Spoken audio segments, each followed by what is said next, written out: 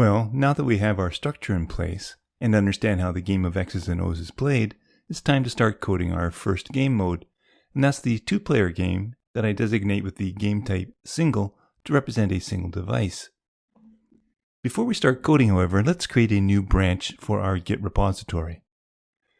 I'm showing that the current branch is game planning, so I want to branch directly from here for this video, and I'll call it a two-player game branch.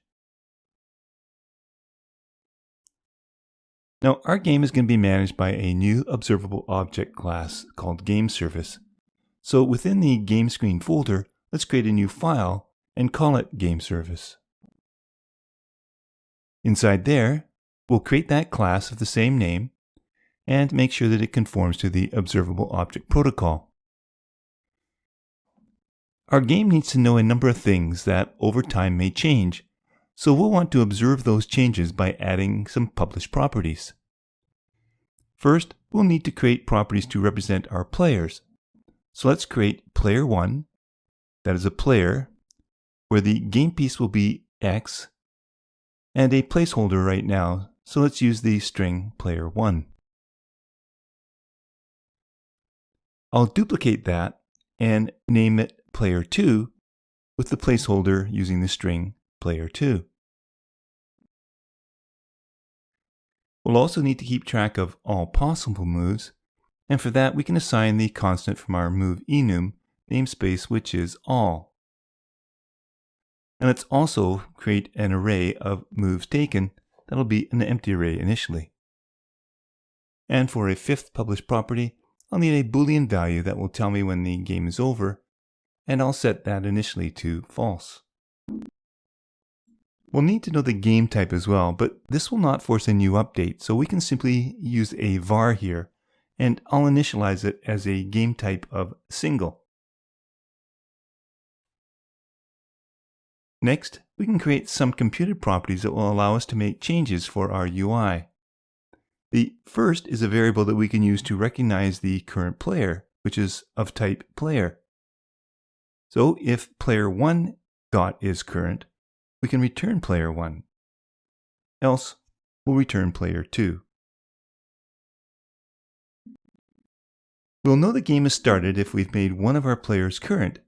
So another Boolean computed property will be game started. And we'll check whether or not player 1 is current or player 2 is current. We'll be constructing a game board, but there will be certain conditions where we don't want the players to be able to tap on any square, and that's before any player has been made current, which is at the start of the game, and once the game is over. So let's create a board disabled property that is a Boolean that will check for that.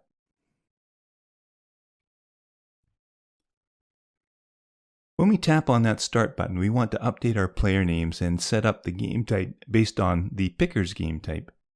So let's create a function for that.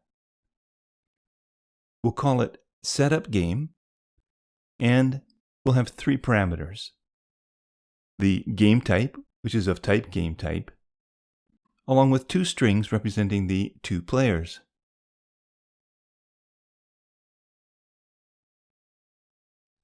We can switch on the game type and let Xcode generate the cases for us. In the case of single, where we're passing the phone around, we'll set this class's game type to single and update the player2.name with the value that we have in our text field. In the case of the bot, we only need to specify that the game type is a bot.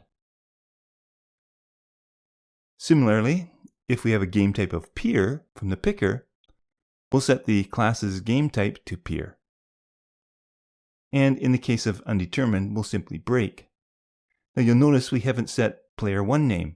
Well, that is always going to be your name that we get passed in. So player1.name will be player1 name. Next, we start a new game, and we want to reset all of our published properties and variables to create another function called reset. We can set both of our player is current properties back to false. We can remove all from the moves taken array. And we remove all moves from both of the arrays of moves from both players. Then we set our game over property to false and set the possible moves array back to the full set using that moves all constant. Now all of these will be affecting the UI, so we want to make sure that it all gets executed on the main queue. So we can do that by specifying that this class is a main actor. Each one of our views is going to need access to this class. So in SwiftUI, we can do that by injecting an instance of it into the environment at our app entry point. So let's create here a state object and call it game, and assign a new instance of GameService to this property.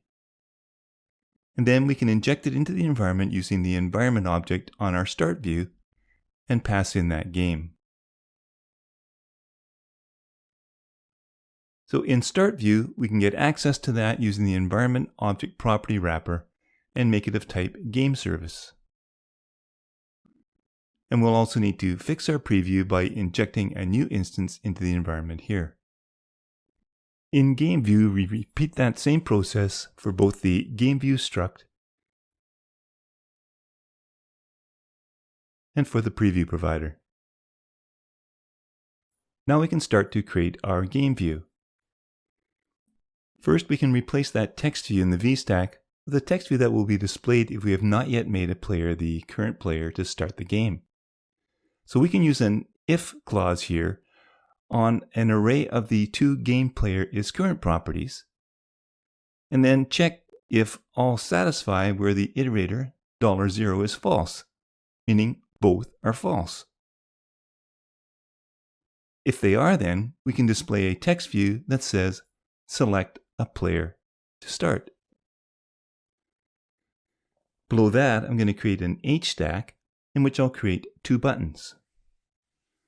The first button label will be game.player1's name. And the action will be set to player1 is current property to true. The second button will be very similar, except it will reflect player2. Once we make one of the players current, game started, the computer property will be set to true, and we can use this then to disable both buttons. Let's add a spacer then to push it up to the top. I'd like to set a style to these buttons by making the isCurrentPlayer display with a green background. Otherwise, it'll be gray. So on our first button, let's set a padding of 8. I'll add a background using a rounded rectangle with a corner radius of 10. And then I can apply a fill where we can specify that if the game.player1.isCurrent, we'll set the fill to be a color green. Otherwise, it'll be gray. And then I can follow that by setting the foreground color to white. As you see, by default, the button is gray, but when I tap on it, it turns green, and the text view asking to select a player is no longer displayed. Well, I could copy and use this same style for the second player, but let's create a button style instead. I have a full video on creating button styles, and I'll make sure that a link is in the description if you care to watch it. Here's what we can do. Within this file, create a struct called playerButtonStyle and make sure that it conforms to button style. Like the view modifier that we saw before, it requires a makeBody function. But this time it uses a configuration, and one of the properties of the configuration is the label. Well, we can pass in a Boolean property that signifies whether or not the player is current. And then we can use this for both buttons. Let's just cut out that button modifier from our button and paste it to apply to our configuration label. And then we can just set the fill based on the isCurrent property. With that in place then, I can now apply a button style to each button. And for the first, we'll use the player button style where the isCurrent is the game.player1.isCurrent property. And then for the second button, we'll use the same button style, but for player 2. Testing now, I see that tapping either button will set the color and then disable the buttons from tapping again. They will only get activated once our game is over. Time to design the game board now. We can create a square that will represent one of our 9 squares in a grid. So we'll need a model to hold the information that we need for each square. So create a new file within the Game Screen folder and call it GameSquare. Each game square is going to have 2 properties. An index, which will be from 1 through 9 to represent one of the squares, and an optional player object associated with that square. And once we tap on a square, that square will be assigned the player that was current. Now I want to display an image, so we'll need to import SwiftUI. Well, now then we can create a computed property for our square that will be an image. So if the player has been set, then we know that the player type is, so we can use an if-let to unwrap it, and then we can return that player's game piece image, which remember is an image. Else, without a player being assigned, we'll default to the empty square, which is the image using the none asset. Now, whenever we start a new game, we'll want to reset all of the squares back to empty squares and set the player property to nil. So let me create a static property called reset, and it will return an array of these game square. So we can start with an empty array and then iterate through from 1 through 9, appending a square using that index that we used for the iterator. By default, the player is nil, and we'll append it to the squares array. And then we can return it. So back in GameService, let's add a new property to the GameService. And it'll be a published property called GameBoard, and we'll initialize it to that empty set that we just created that constant for, the GameSquare.reset. Similarly, when we reset our game, we'll set it all back to that same array of empty squares. Now that we have our model, we can create a new view to represent that single square. So inside the game screen folder, we'll create a new SwiftUI file and call it Square View. We'll make sure that it has access to the GameService environment object and inject an instance into the preview as usual.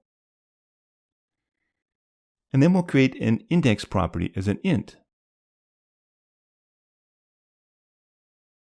Of course, we're going to need to provide the preview with 1 as well, so let's just use a value like 1. So we'll replace the body with a button. We'll leave the action empty for now. For the label, I'll use the game board at that index's image. I'll make it resizable. I'll set the frame to be exactly a width and height of 100. And then I'll make sure that it's disabled whenever a player has been assigned. And that's when the player at that game.gameboard index has not been set or is not nil. And then we can set the foreground color to primary so that it will be black in light mode and white in dark mode.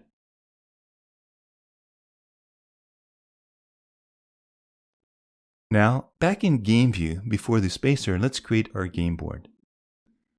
We'll start with the V stack, and inside there we're going to create 3 H stacks that will display 3 squares each. Well, I can use a for each loop and iterate from 0 through 2 using self as the ID, and that will provide us with an index that we can use to display our square view at that index. I can copy and paste this 2 more times, and then change the range through 3 through 5 on the second row, and 6 through 8 in the third. Back in GameService, we can create a new function called update moves by passing in that index. If player 1 is current, we can append to player 1's moves array the index plus 1 to get the number of the square that we use, and then we can set the game board at that index player to player 1. Else we'll do the same thing but for player 2.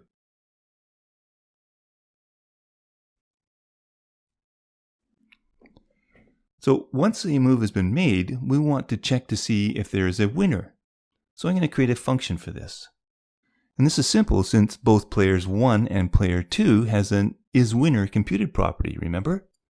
So we can simply check to see if either one is true, and if so, set the GameOver property to true.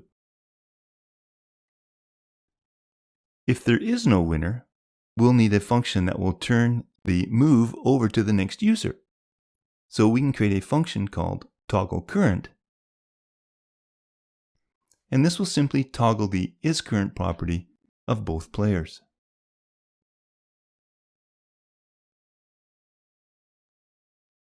Now we can create a function that we can use for all 3 of our game modes, and it will set the game board, check if there's a winner, and if not, update the array of possible moves by removing the one that had just been set, and then pass it on to the next user.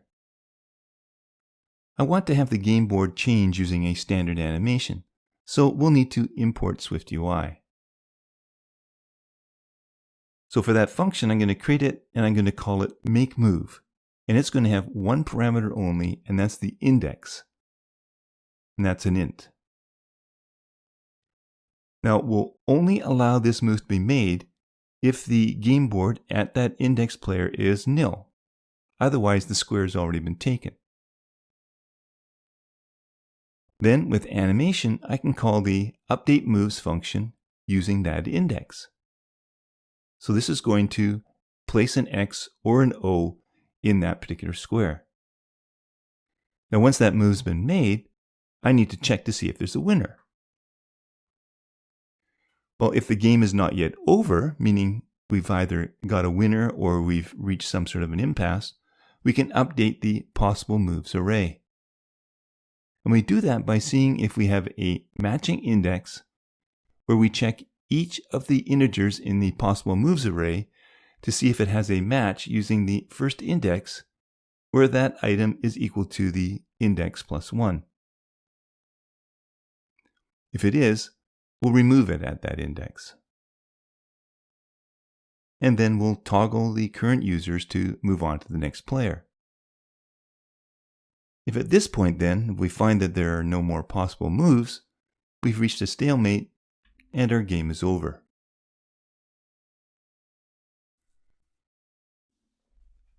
We can finally return to our square view then, and for the action in our function, we can call this function when we physically tap on the square.